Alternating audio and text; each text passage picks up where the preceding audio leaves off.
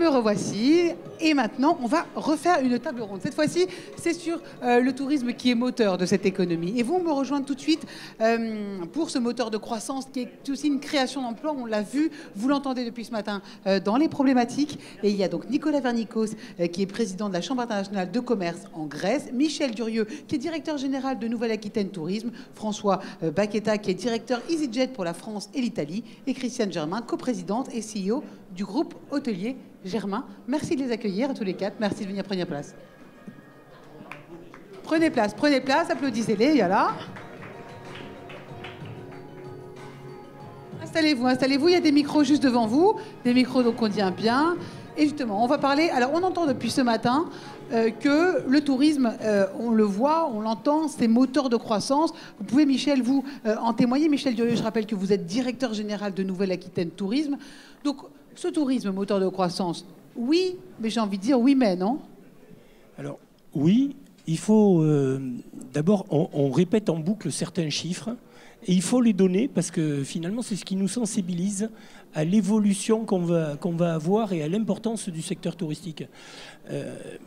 On parle toujours, au niveau mondial, on va passer de 1 milliard à 2 milliards de touristes. En France, on s'est fixé cet objectif de 100 millions, mais finalement, on savait que ce chiffre, on l'atteindrait. Et on commence à parler de 118 millions en 2028. Mais derrière, ce qui est le plus important, c'est le nombre d'emplois que ça peut générer, c'est ce poids économique que ça peut avoir. Et en France, on est passé de 2 millions à pratiquement 3 millions d'emplois sur le territoire national. Au niveau mondial, c'est une activité qui va créer dans les 10 prochaines années plus de 100 millions d'emplois. Donc et vous, en Nouvelle-Aquitaine ? Et en Nouvelle-Aquitaine, on va passer de 110 000 à 140 000. 30 000 emplois de plus en moins de 3-4 ans. C'est quelque chose qui est colossal. Et là, c'est rapide. C'est rapide. Et c'est des choses qu'on oublie, qu'on n'anticipe pas. Ça veut dire qu'il faut former, il faut former sur des métiers qui n'existaient pas. Par exemple, en Nouvelle-Aquitaine, on est monté en gamme. On a de l'hôtellerie 4-5 étoiles. La capacité de l'hôtellerie à Bordeaux, dans ces catégories, a augmenté de 30%. Et donc là, maintenant, il va falloir qu'on trouve des personnes qui sont susceptibles de venir travailler sur des postes de travail qui n'étaient pas dans nos habitudes, qui n'existaient pas, et habituellement, on ne formait même pas. Alors c'est assez intéressant parce qu'on a créé au niveau national la CFET, la conférence de formation d'excellence du tourisme. Parce que cette problématique, elle existe en Nouvelle-Aquitaine et elle existe sur l'ensemble du territoire. Donc c'est vraiment arriver à sensibiliser les populations, les parents, les étudiants, les enfants, d'abord que les métiers du tourisme, ils ne sont pas mauvais. Je me rappelle que mes parents, quand j'ai fini l'école de commerce de Toulouse, j'ai dit que j'allais travailler dans le tourisme, ils m'ont dit, mais mon fils, on n'avait pas besoin de te payer des études pour aller travailler dans le tourisme. Alors c'est une blague, mais c'est pratiquement la réalité. Parce qu'ils considéraient que ce n'était pas quelque chose de professionnel. Voilà, donc il faut d'abord sensibiliser pour dire que c'est des métiers importants. Et ensuite, c'est arriver à montrer quelles sont les écoles qui sont capables d'accueillir ces profils pour arriver à manager, à arriver à travailler à tous les postes. Dans le tourisme, on a toutes les catégories de postes, du management au service de base. Et à ce moment-là, il faut leur dire dans quelle école ils peuvent aller. On dispose d'écoles justement assez la France, éclectiques. On est certainement le pays qui a les meilleures formations dans le secteur du tourisme et on a la plus grande capacité de formation au niveau mondial. Par contre, derrière, il n'y a que 40% de ceux qui ont étudié dans les filières tourisme qui travaillent dans le tourisme. Donc là, on a un problème qui n'est pas un problème de formation, qui est un problème réellement de sensibilisation et peut-être, à un certain moment, des conditions que l'on donne dans le secteur du tourisme. Et ensuite, et c'est le dernier point, 1 emploi sur 5 créé dans le monde actuellement est dans le secteur du tourisme. Donc là, on voit l'importance dans les prochaines années, mais déjà actuellement du poids du tourisme.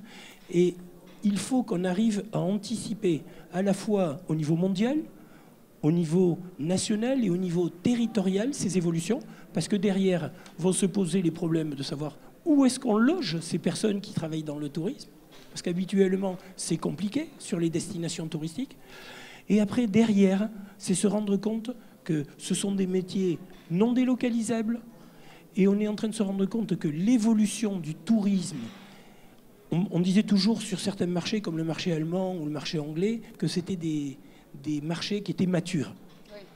C'est complètement faux, puisqu'il y a une évolution totale du transport aérien, et on le verra après.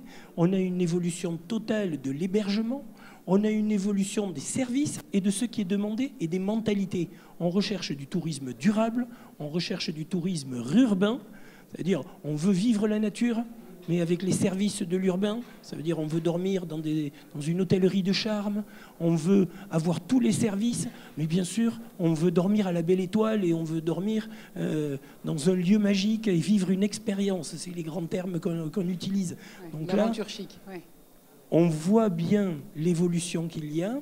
Ça va toucher tous les territoires. Ça ne va pas rester sur les lieux comme Cannes. On parle toujours de ce tourisme de masse. Attention, la France est grande. L'Europe est grande, il y a encore beaucoup de place et on a des merveilles et des trésors touristiques qui peuvent nous permettre de se développer. Alors, si je comprends bien, vous parlez de cette évolution touristique, que c'est un véritable moteur de croissance, de création d'emplois. Vous le voyez aussi en Nouvelle-Aquitaine. C'est une réalité.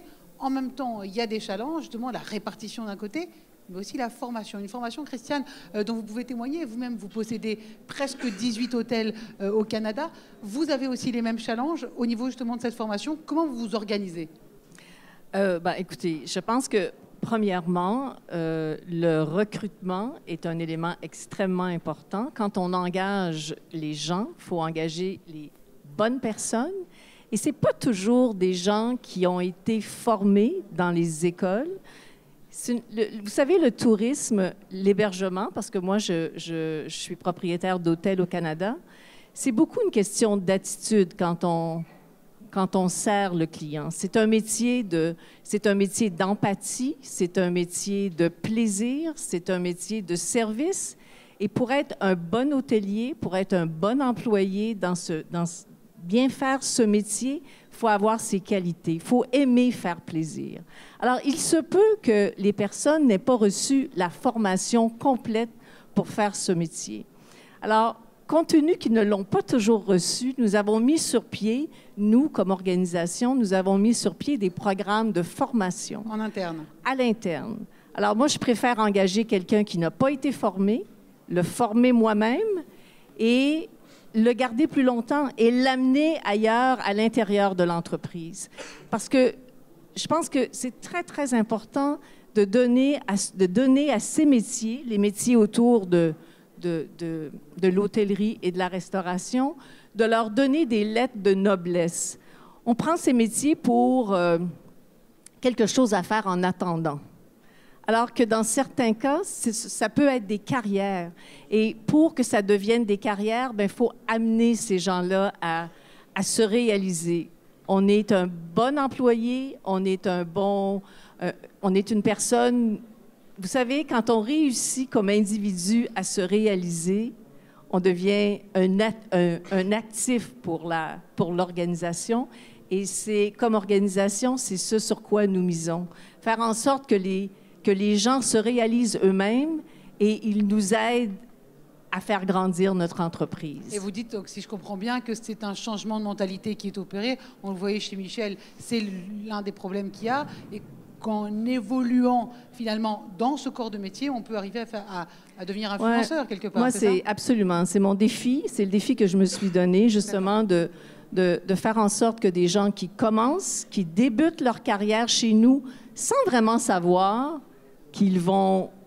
À titre d'exemple, j'ai une personne, là, ça me vient, une personne que j'ai engagée il y a plusieurs années comme téléphoniste aux réservations et aujourd'hui, elle est directrice d'un de nos hôtels. Alors, et plus j'ai de ces histoires à raconter, plus mon organisation, notre organisation va grandir et va pouvoir se développer parce que au Canada, actuellement, nous vivons une pénurie de personnel extrêmement importante.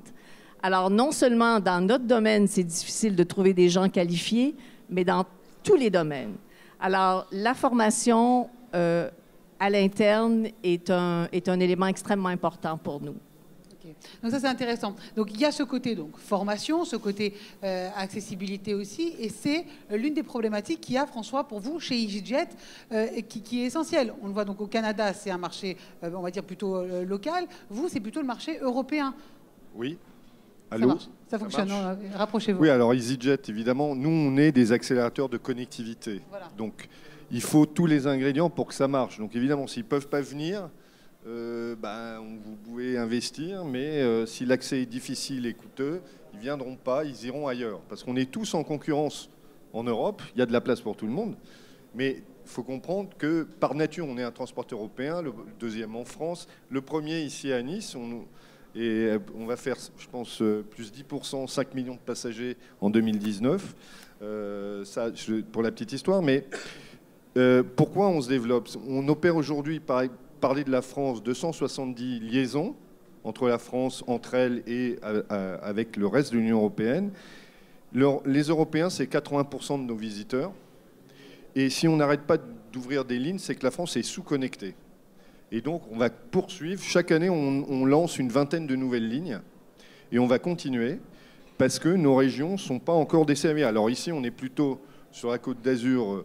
On a une bonne offre avec une quarantaine de destinations, mais on continue à en ouvrir. Vous pensez qu'il devrait y avoir une politique nationale par rapport à ça? Non, mais on vient de passer une année, je ne vais pas entrer dans des considérations techniques, mais une année où le gouvernement actuel a organisé les assises du transport aérien. Il y a des choses pour améliorer la compétitivité de l'accès. C'est très important. J'expliquais à M. Durieux, mais on se connaît de temps anciens, si je puis dire. Mais il faut savoir, nous, vous savez, le site easyjet.com, c'est 300 millions de visiteurs uniques par an. Donc on a une bonne visibilité des voyageurs européens. La moitié d'entre eux savent qu'ils veulent aller à Barcelone, à Nice, à Bordeaux ou ailleurs. La moitié, ils ne savent pas trop. Ils choisissent. Et ils choisissent sur quels critères? Le coût d'accès et la facilité d'accès. Parce que le coût que vous mettez pour voyager, c'est un budget en moins pour ce que vous voulez vivre à destination. Et donc la compétitivité de notre accès, c'est-à-dire des aéroports, est critique. Je parlais de Nice. Aujourd'hui, on est en croissance, où on va faire 5 millions. La moitié des visiteurs sur la Côte d'Azur viennent par avion. Donc l'avion, c'est important. Et cette histoire des assises, on a évidemment un petit déficit par rapport à nos voisins. On est un peu plus fiscalisé. Et en plus, cette fiscalité pèse en 80% sur le billet d'avion, c'est-à-dire sur le passager. Donc on punit le voyageur avant d'arriver, alors que si on basculait une partie de cette fiscalité sur le mouvement d'avion, on encourageait les remplissages et le taux d'occupation et pas le décourager comme aujourd'hui. Et la deuxième chose... Vous, s'il y avait moins de fiscalité, vous ouvririez plus de lignes? C'est mécanique. C'est mécanique. C'est mécanique parce que les marges sur du moyen courrier sont faibles. EasyJet a présenté des résultats annuels excellents, donc on faisait 7 livres, à peu près 7-8 euros de bénéfices par siège. Donc vous comprenez, c'est des marges faibles. Donc les 2-3 euros de taxes en plus pénalisent. Il y a des rotations qui ne seront pas profitables et qui n'existeront pas ou seront annulées. Ou inversement, tout d'un coup, on va pouvoir rajouter des rotations. Donc ça, c'est à quelques euros près que ça se passe. Et notre fiscalité est non seulement malthusienne, mais un peu plus pesante que chez nos voisins. Donc on perd des parts de marché vis-à-vis de nos voisins. Et la deuxième chose qui est important, et on verra si le gouvernement va sans doute prendre quelques décisions, c'est la régulation économique des aéroports. Parce qu'aujourd'hui, l'État... les aéroports étant publics, si vous voulez, l'État était à la fois actionnaire et régulateur. Donc entre l'État régulateur, entre guillemets la DGAC, la Direction de l'Aviation Civile, et l'État actionnaire Bercy, à votre avis, qui c'est qui gagne les arbitrages? Celui qui veut des dividendes ou celui qui veut réguler?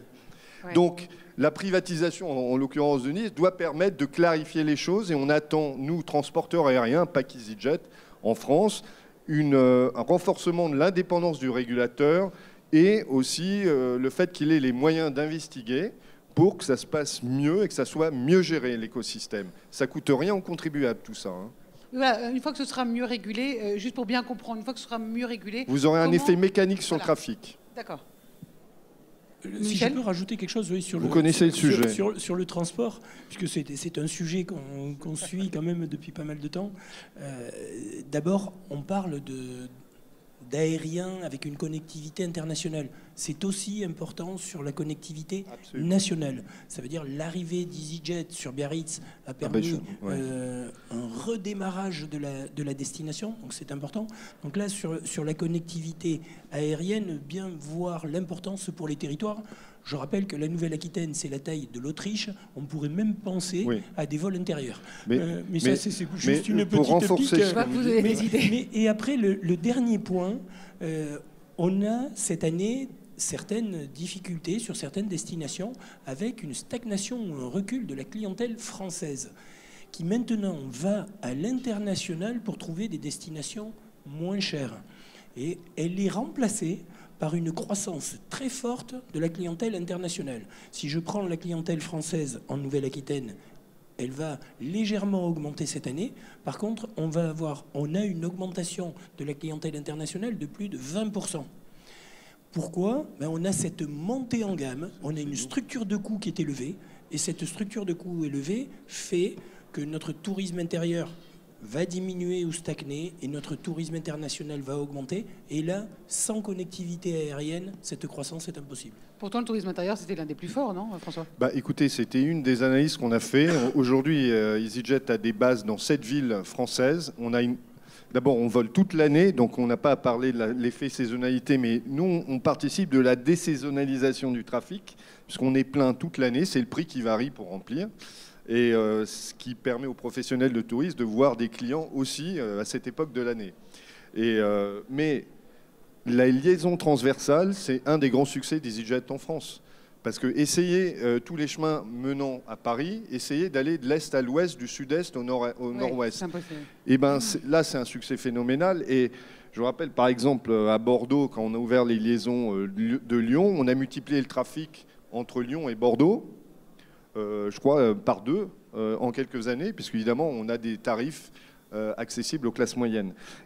Mais ça, le tourisme intérieur, c'est aussi un des grands succès d'EasyJet, et c'est très bien pour tout le monde, en fait. Alors, Christiane, rapidement, parce que je voudrais passer sur Nikos. OK, j'y reviens, Idriss. Parce que... Non, mais allez, complétez qu'on complète cette Non, c'est juste que, je m'y connais pas beaucoup en transport, mais puis je ne sais pas sur ce que je veux parler. Mais j'ai le goût de vous dire, puis je ne me ferai pas des amis, mais j'ai le goût de vous dire que vous parlez justement d'une problématique dans le domaine du tourisme. On parle de transport, on parle de low cost, on parle de choses qui ne coûtent rien. Quand ça ne coûte rien, on n'a pas les moyens de payer le personnel. Quand on n'a pas les moyens de payer le personnel, on enlève de la valeur au métier. Et je trouve ça... Moi, ça me fait de la peine, voyez-vous. On arrive à un sujet sensible, mais non, mais... Je vais vous rassurer sur nos salariés, ils sont très bien payés. Très bien payés. Mais non, ils sont très bien payés, j'en doute pas.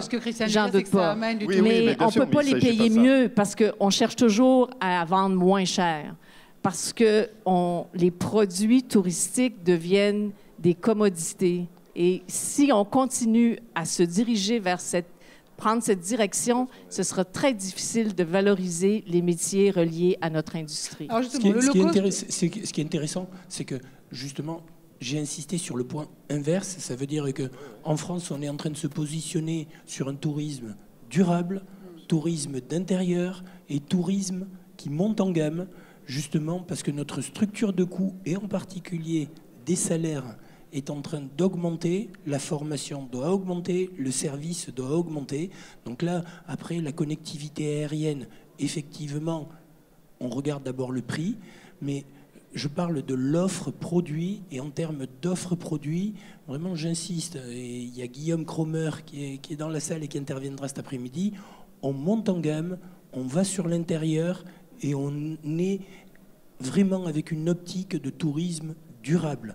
Alors, on va en parler, ça justement, le tourisme durable. On l'a vu notamment en Grèce, qui a traversé une certaine crise économique. Tout à l'heure, Jimmy Jamar nous disait qu'il y avait un boom des Airbnb justement en Grèce, que tout était assez mal organisé et qu'il devrait y avoir une régulation européenne. Il y a eu ce boom du tourisme. Vous l'avez vu, Nikos, vous êtes président de la Chambre internationale de commerce en Grèce.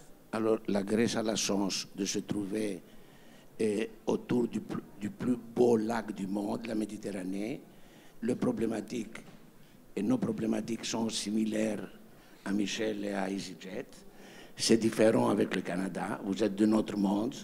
Oui, parce que ce n'est pas le pilier de l'économie, le tourisme au Canada. Voilà, alors qu'en Grèce, c'est quand même mais le deuxième. Ça qu'on a vu en Grèce, c'est que ces dernières années de la crise, le tourisme est vraiment la locomotive de l'économie.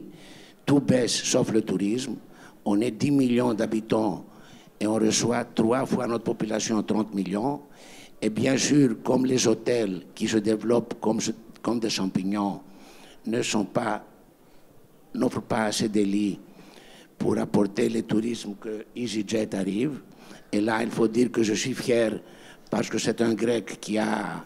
Un Chypriote. Télios, c'est un les Grec Chypriotes. chypriote qui a fondé EasyJet.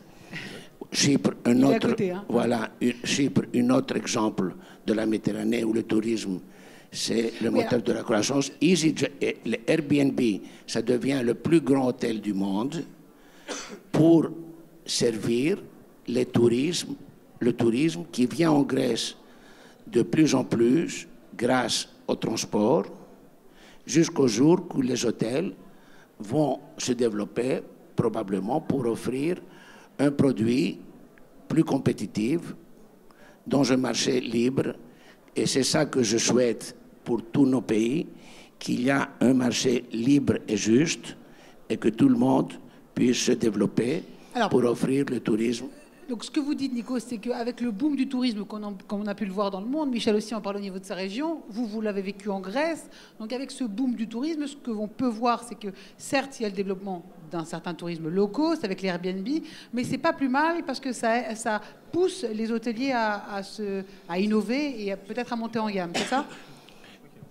Parce qu'il y a de plus en plus d'hôtels, notamment 5 étoiles en Grèce. Plus en plus, oui. Surtout les 4 étoiles et les 5 étoiles. C'est bien parce que c'est les touristes qui vont dépenser plus d'argent et qui vont tirer l'économie vers le développement. Et je suis très content de voir que la Méditerranée en général se développe dans un environnement durable comme Michel a dit. C'est très important.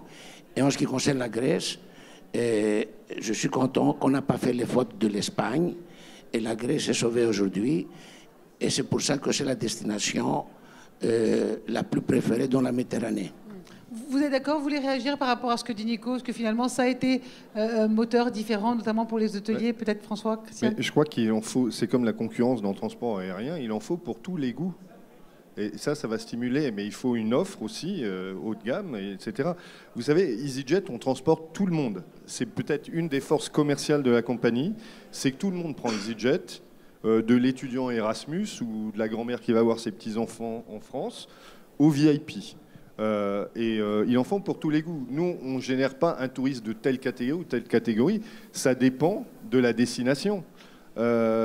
Lorsque vous allez en Nice-Côte d'Azur, ce n'est pas un tourisme cheap. On est d'accord. Et pourtant, on est le numéro 1 à Nice. Donc, il faut arrêter avec ces clichés. Je ne prends pas pour moi, mais notre personnel, vous comprenez bien que la sécurité, c'est la première des métiers des compagnies aériennes. Et croyez-nous que nos personnels sont extrêmement bien formés, ils sont extrêmement bien rémunérés. Et simplement, je ne vais pas ici détailler le modèle économique. C'est un modèle économique spécialiste du court courrier qui permet d'optimiser l'utilisation de l'avion. Ce n'est pas en sous-payant les gens que vous faites une grande entreprise de service. Et ça, dans aucun secteur, et quel que soit votre positionnement. Je tenais à le dire, mais je pense que Airbnb, hôtel, moi je crois qu'il ne faut pas voir ça comme une conférence, c'est un problème d'offre. Il en faut pour tous les goûts. Christiane? Un instant, Michel. Christiane? Ça ne sera pas long. Je suis tout à fait d'accord qu'il en faut pour tous les goûts. Vous avez tout à fait raison. Mais j'ai juste une statistique à vous donner, puis elle s'applique probablement pas chez vous parce que vous êtes parfait. Mais au Canada, 60% des revenus de Airbnb proviennent de 20% des propriétaires. Ce qui veut donc dire que c'est des gens qui sont des commerçants. Moi, j'en ai rien contre les gens qui vont louer leur appartement 30 jours par année. Je trouve ça formidable et je m'oppose absolument pas.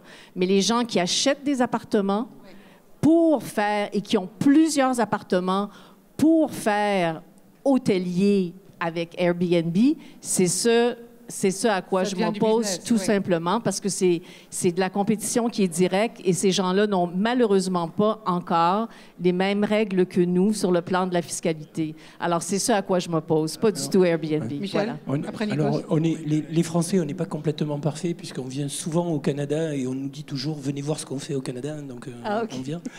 pas Par moi contre, sur la partie, alors on parle toujours de Airbnb, on va parler de plateformes de location privée parce qu'il y a d'autres acteurs. Évidemment. Le premier acteur en France au départ, c'était Abritel, il était français, il a été racheté par HomeAway, et donc on a d'autres acteurs, donc c'est la location privée. On l'a beaucoup régulé dans les 3 dernières années. Donc il y a eu l'obligation d'enregistrement pour les villes de plus de 200 000 habitants. Donc je ne vais pas rentrer dans tous les détails. Ça devient une activité commerciale s'il y a plus de 36 000 euros de revenus. Donc il faut informer les propriétaires, la copropriété. Donc il y a toute une régulation qui a été mise en place. Maintenant, il y a les contrôles qui sont mis en place et on est en train de se rendre compte que certaines villes comme Paris et Bordeaux, il y a un recul de la capacité. Donc on est en train d'essayer de résoudre cette problématique qui était latente et existante. Par contre, pas aussi massive que sur certains pays. Mais je voudrais dire aussi qu'on a certains territoires où on n'a pas de capacité hôtelière, où la capacité hôtelière est défaillante. Je rappelle qu'on a 30% de capacité hôtelière de moins que l'Espagne en France et qu'on a certains territoires où il n'y a pas de capacité hôtelière pratiquement. Et là, ces plateformes, ce type d'hébergement qui est devenu un hébergement de charme, un hébergement expérientiel, permet de répondre à une clientèle internationale avec une très forte croissance. Ces plateformes habituellement ont des contenus en 40 langues. Il n'y avait aucun site en France qui parlait 40 langues. Et on voit apparaître sur des territoires, je peux les nommer sur ma région, on a la Haute-Vienne, la Creuse, la Corrèze, qui ont des augmentations de plus de 100% dans la location privée.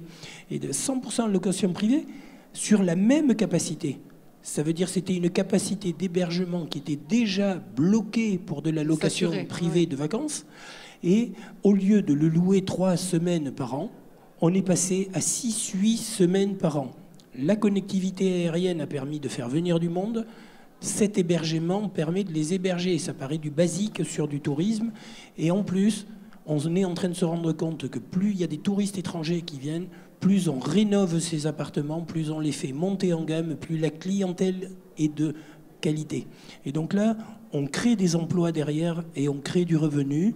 Et ils viennent sur des destinations totalement rurales, nature, pour venir découvrir de l'authenticité. Donc là, on est vraiment en train de créer un tourisme nouveau, des flux nouveaux. Sur la Nouvelle-Aquitaine, 28 millions de touristes en 2017. Première destination des Français, avec 24,5 millions de touristes, et les 3,5 millions de touristes étrangers. Donc là, on voit l'importance de faire croître ce tourisme, ce type d'hébergement et ce type de connectivité. Donc on voit effectivement, de ce que vous dites pour résumer, c'est qu'effectivement c'est un moteur de croissance, on est au cœur du sujet, mais est-ce qu'il n'y a pas un danger de dénaturer justement un peu ces zones sauvages à cause de ces nouveaux flux? Ça, c'est pour ça que j'insistais sur le fait qu'on est pour le moment sur une croissance de la capacité qui est limitée. C'est une capacité existante. Et habituellement, et je vais encore plus loin, sur des territoires qui étaient en train de perdre leur population, qui étaient en train de perdre leurs services, qui étaient en train de perdre leur activité et qui n'avaient pas d'emploi. Donc on est en train de repeupler certaines zones, et on a des territoires comme le lac de Vassivière, par exemple, qui est entre la Corrèze, la Creuse et la Haute-Vienne, puisque ça touche les 3 départements, qui est en train de se redynamiser. Et là, on voit réapparaître des commerces, de l'hébergement, des touristes qui dépensent. Et donc là, on repeuple ces zones. Nikos? Oui, je reviens à la proposition de madame sur Airbnb, qui est contre les investisseurs d'avoir plusieurs appartements. Qu'est-ce que vous avez fait pour ça au Canada? En Grèce, par exemple, c'est défendu maintenant à Airbnb d'offrir n'importe quel service à part les draps. Oui, ça veut dire la seule chose que tu peux offrir, c'est les draps. C'est l'hébergement, oui, voilà, les draps. Qu'est-ce que vous faites Non, actuellement, au Canada, vous pensez gérer cette affaire? En fait, c'est pas le pays qui gère ça. Tout est géré par les différentes municipalités. Okay? Alors, il y a des nouvelles réglementations qui sont en train de se faire et d'être imposées soit à Toronto, soit à Montréal, dans les principales villes. Le problème que l'on rencontre, c'est les inspecteurs. Alors, on a beau, à un moment donné, avoir des réglementations astreignantes. S'il n'y a pas personne pour les vérifier, ça donne... Alors, nous sommes actuellement au Canada, dans les grandes villes canadiennes, dans cette période d'ajustement. Alors, nous, en Grèce, maintenant, on est obligés, tous ceux qui veulent le Airbnb doivent l'enregistrer. Ils prennent un numéro d'enregistrement, ils doivent l'avoir dans leur site, et l'inspection se fait par les sites. Ça veut dire que personne ne peut pas avoir un Airbnb sans un numéro d'immatriculation, et c'est comme ça qu'on suit. Mais il faut être clair, Airbnb, c'est un produit tout à fait différent de l'hôtellerie. Je suis tout à fait d'accord. Donc l'un ne concurrence pas forcément l'autre et peut-être l'un motive l'autre. Et là, comment on garde? On a vu que donc c'est un moteur de croissance, c'est un moteur d'emploi. Il faut former ses employés. Comment on garde ce standard-là? Est-ce qu'on doit se réinventer en permanence et s'adapter au nouveau tourisme? Michel, François. On est en train de se réinventer. Ça veut dire, il y avait tout à l'heure une personne qui, sur Cannes, expliquait que l'hôtellerie se réinventait, l'offre se réinvente. On a des territoires qui avaient un potentiel touristique et qui ne l'utilisaient pas. Je vais donner l'exemple de Cognac.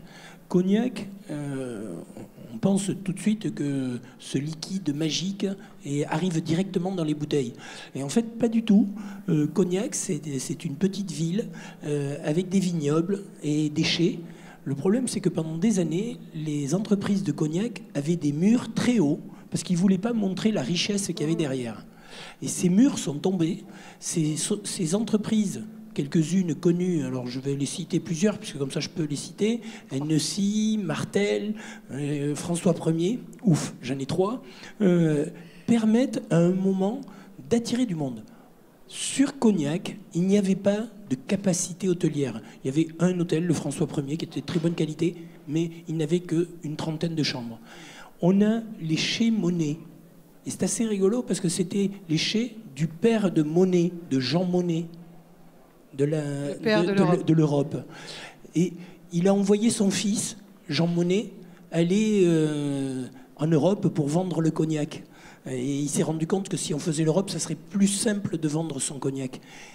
Ces chais, ils ont été réhabilités, 128 chambres, 30 suites, 5 étoiles, un spa, au milieu de Cognac. On vient de créer la destination touristique de Cognac. Ça veut dire, là, on avait une pépite en France. La marque Cognac est l'une des meilleures marques au monde. On ne l'utilisait pas pour le tourisme. J'ai cité celle-là parce qu'elle est la plus représentative, mais on en a sur l'ensemble du territoire. Il n'y a pas de tourisme de masse, il n'y a pas de surtourisme. Par contre, on a cet espace. Et là, on est en train de faire venir maintenant des gens qui viennent de Paris. L'excursion à Versailles ou l'excursion à Cognac ou au Mont-Saint-Michel, c'est à peu près la même durée. Petit détail, Versailles est saturé, le Mont-Saint-Michel est saturé, Cognac ne l'est pas. Et c'est ça le nouveau tourisme, c'est celui qui est la recherche d'identité, c'est ça qui va faire que le tourisme va changer demain. François ? C'est une région extrêmement dynamique, la Nouvelle-Aquitaine. Il y a aussi une raison, c'est qu'il y a un aéroport intelligent. Et, alors là, un aéroport intelligent, c'est l'aéroport de Bordeaux. Pourquoi est-ce qu'il est intelligent ? Eh bien parce que je vais vous donner simplement une statistique de trafic. La moyenne France de 5 ans, source direction de l'aviation civile, plus 17% d'augmentation de trafic en 5 ans. Bordeaux-Mérignac, plus 40% de trafic. Pourquoi ? Parce qu'il y a un terminal simplifié à redevance différenciée, puisque c'est un rapport à l'investissement, ce qui fait que l'aéroport est pas cher, et donc ça permet aux compagnies de gagner de l'argent, et donc on en rajoute. D'ailleurs, on a ouvert une base l'année dernière, il y a un nouvel avion qui arrive cet été, et on n'arrête pas d'être dynamique, mais pas que nous, nos concurrents aussi, pour ouvrir des destinations, etc. Et donc c'est juste une démonstration d'avoir une politique intelligente d'infrastructure, mécaniquement sur le transport, ça suit. Et derrière, on peut enchaîner, et je me réjouis, parce qu'il faut des investissements, il faut une offre, parce que sinon les gens ne viennent pas.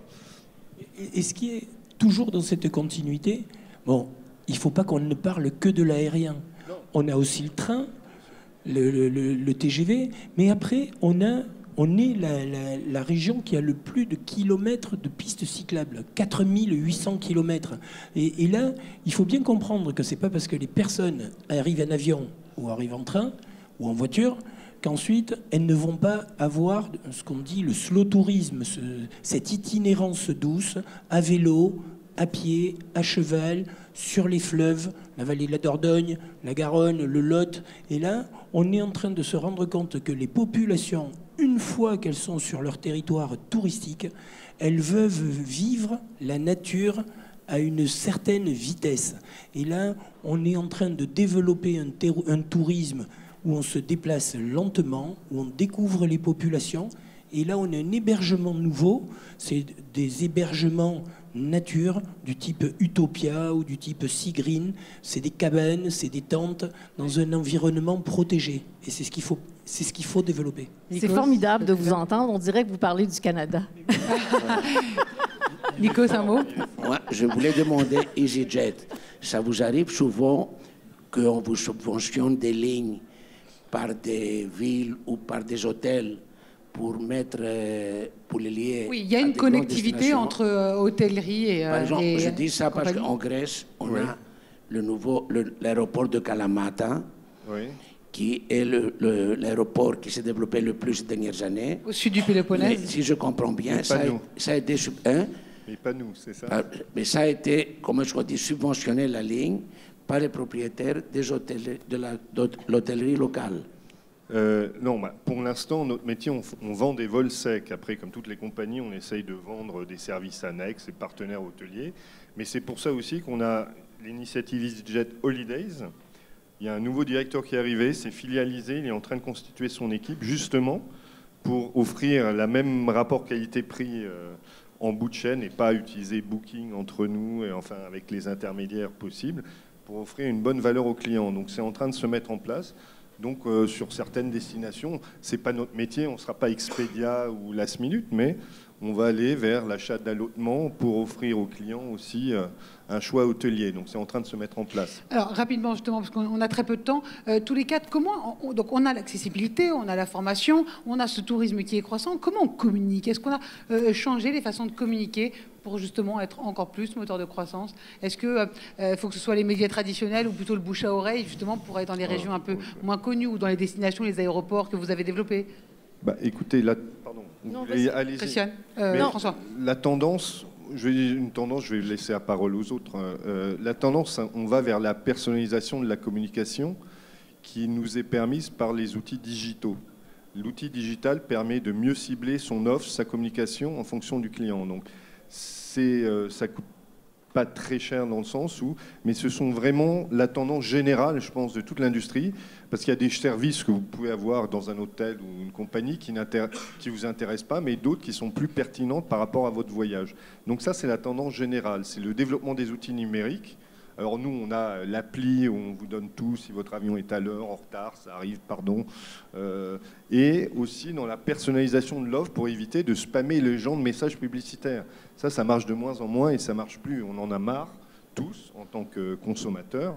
Et donc, c'est d'être pertinent. Et la pertinence passe par la personnalisation grâce aux outils digitaux. C'est la tendance générale. Christiane, peut-être, excusez-moi, Michel. En fait, on a une chose et son contraire, puisqu'on est capable de parler aux clients directement. Les réseaux sociaux nous permettent de le faire. Mais en même temps, les OTA, les Online Travel Agents, c'est eux autres qui, quand le client fait une réservation chez nous, dans nos hôtels, à titre d'exemple, c'est eux autres qui parlent aux clients. Alors, c'est pour ça que je dis que nous avons une chose et son contraire, ce qui complique les choses et ce qui rend, pour nous, parce que nous sommes une petite organisation, même si avec beaucoup de fierté, nous avons 18 hôtels, nous sommes une très petite organisation par rapport à ce qu'on connaît dans l'hôtellerie. Vous êtes très dynamique. Vous avez ouvert en 12 mois 4 hôtels. Et ça change le modèle d'affaires parce que les coûts pour une petite organisation sont quand même assez importants en termes de technologie si on veut s'arrimer avec les grands de l'industrie. Alors, c'est ça. Il y a une chose, beaucoup de proximité avec le client et aussi beaucoup de distance avec le client. Michel? Alors, on va dire qu'on est passé de la promotion pure à de l'influence maintenant. On est obligé d'influencer sur les réseaux sociaux, on est obligé d'influencer sur les médias qui étaient traditionnels, qu'on était en train de délaisser. On délaissait par exemple l'affichage, et maintenant finalement l'affichage nous permet d'avoir une accessibilité à cette influence à un coût inférieur que sur Internet. Donc on communique aussi sur les différents supports. On est obligé maintenant de communiquer dans toutes ces langues. Je disais tout à l'heure 42 langues. Donc ouais. Là, les territoires sont obligés d'augmenter le nombre de langues parlées sur leur site parce qu'on est obligé de donner envie. Donc on est obligé de raconter une histoire. On dit que maintenant les destinations, elles sont obligées de faire des sites médias parce qu'on doit donner envie d'aller réserver. Ensuite, on va dire, il y a d'autres sites qui réservent. Mais encore plus important, après, il y a la communication sur la destination. Et je profite de la présence du président des offices du tourisme de France. Et à un moment donné, le touriste, il arrive sur notre territoire. Et là, quand il arrive sur notre territoire, il faut qu'on continue à lui parler, il faut qu'on continue à être sûr de la qualité du service qu'on va lui donner. Et c'est pour ça que le réseau des offices du tourisme, il a encore un sens. On s'est posé des questions pendant des années et on est en train de se rendre compte qu'on a besoin de rajouter de l'humain dans notre communication. On communique individuellement par les réseaux sociaux et on communique maintenant en direct sur les territoires. Le mot de la fin peut-être, Nikos ? Alors, la conclusion de tout ce qu'on a écouté, c'est que le tourisme, c'est une industrie qui se développe en continuité, qui offre de l'emploi, c'est le moteur du développement et qui fait les hommes heureux de plus en plus. Ce sera le résumé pour le mot de la fin. Merci à tous les deux, à tous les quatre. Merci. Vous voulez rajouter quelque chose, Christiane ? Michel ? Ah mais si, vous venez de dire quelque chose. Non, la seule chose que je voulais dire, mais en même temps, c'est pas très positif pour l'aéroport de Bordeaux qui a eu beaucoup d'éloges. Le seul vol direct qu'on a long courrier, c'est le Canada. Donc là, c'est un peu le lien qu'on a aujourd'hui. Et je pense que il faut qu'on réfléchisse à avoir de plus en plus de vols directs. Les vols par connexion, ça rallonge les trajets et on va dire que c'est pas complètement durable, alors qu'on sait qu'il y a des flux de personnes qui veulent aller directement sur les destinations. Michel Durieux, merci beaucoup, directeur général Nouvelle-Aquitaine Tourisme. Nicolas Vernicos, merci, président de la Chambre internationale de commerce. François Baqueta, directeur EasyJet pour la France et pour l'Italie. Et the last but not the least, Christiane Germain, qui est coprésidente et CEO du groupe hôtelier Germain. Merci beaucoup à tous les quatre. On peut les applaudir.